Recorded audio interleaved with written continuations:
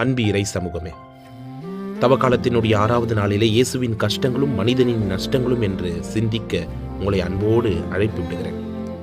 இயேசு சிலுவையை சுமந்தார், நாம் கவலைகளை சுமக்கிறோம்.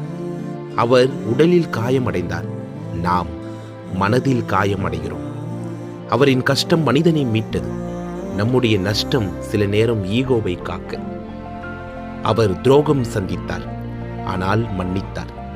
நாம் சிறு தோல்வியை சந்தித்தால் உறவுகளை துண்டிக்கிறோம்.